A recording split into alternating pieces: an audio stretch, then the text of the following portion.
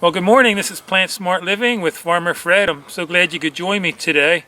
A couple days ago, I did a video on how I constructed my raised garden beds, and we had someone named Sarah. She had left a comment and question about the benefits of a raised garden bed, and so I'm going to take a few minutes today and talk about that.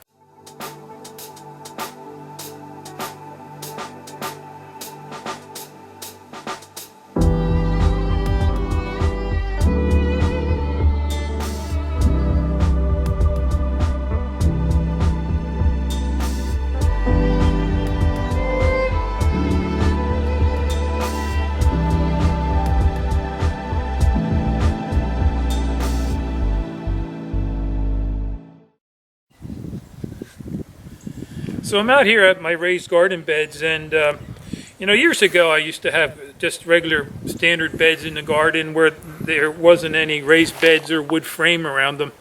These raised beds are basically like a sandbox. That's all you're doing is basically building some squares or rectangles and just sitting them on top of your soils. But years ago when I didn't have them, you get the weeds that would creep into your garden, and so you're always having to cut them back.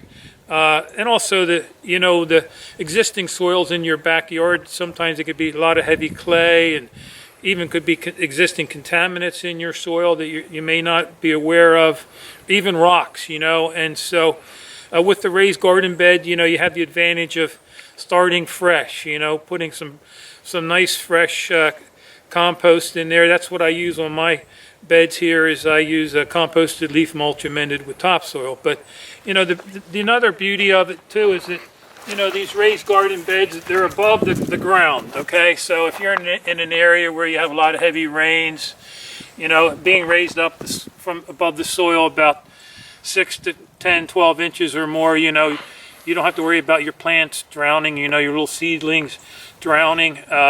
And so that's a big benefit there. And also, when you fill the garden beds, you should be able to just dig down into the soil. That's how loose it should be.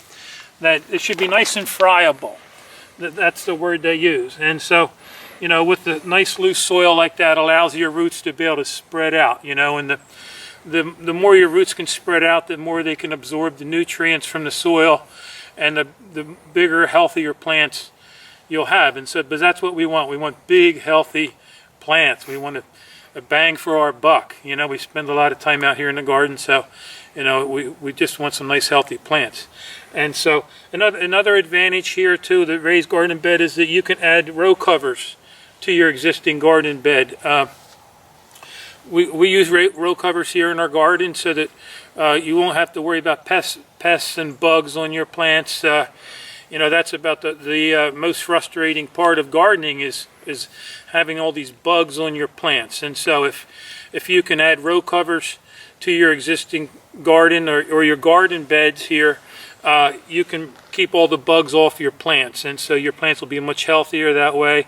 And the bugs promote disease in your plants. And so if you can keep the bugs off your plants, the bigger and healthier they're going to become. And so these actually were some rebar that were here on this garden bed. I did an earlier video on how to easily construct a row cover in your garden, so I would encourage you maybe to watch that video. And so you can see here I had added some compost to this garden bed, and so it's pretty flush with the top here. But this garden bed, if you look over here, the soil is down a couple inches, and so I need to be able to, come spring, I'm going to add 2 to 3 inches of topsoil or my compost to the garden here. I recently did a video on adding leaves to the soil, and so by then in the spring these will break down, and the soil microbes will be able to, and worms will break these leaves down. That will just add a lot of nutrients to the soil.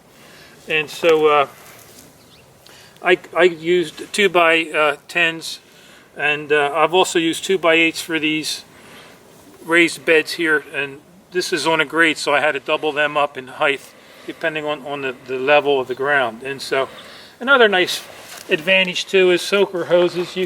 I use a soaker hose system here on my garden beds, and so having the raised garden beds makes it nice to run some nice long lines down and back through your garden bed in order to keep it organized. The raised garden beds, they also, you know, if you get ground slugs or bugs, you know, being they're raised above the ground, it keeps the slugs off your plants, I notice. And but I like keeping a nice, clean, tidy garden here. And I also have some stone in between my raised beds. I get this, that is actually shale that I've gotten from the creek down below. We have 10 acres here in Pennsylvania, and so we have a creek that I bring up this stone here.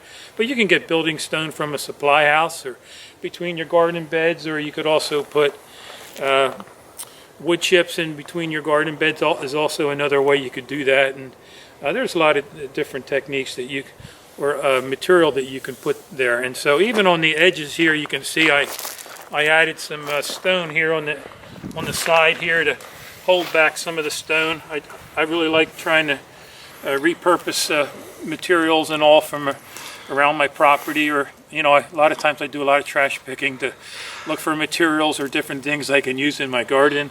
I like going to thrift stores to you know, save a lot of money. And so so anyhow, I think you know, the garden beds have really been a great advantage for me here, and I hope this video has maybe helped you in some way and encourage you maybe to think about doing your own gardening, whether it's in container gardening, if you only have a deck or a balcony, or even if you have a nice sized backyard, you know, you'd want to start small. And I always say start small and build off your successes. And so if you're a beginner gardener, you know, you could start with like a 4x8 raised garden bed and put a few tomato plants in there, a few peppers and some greens, and you know, you'd have a wonderful garden that would feed your family.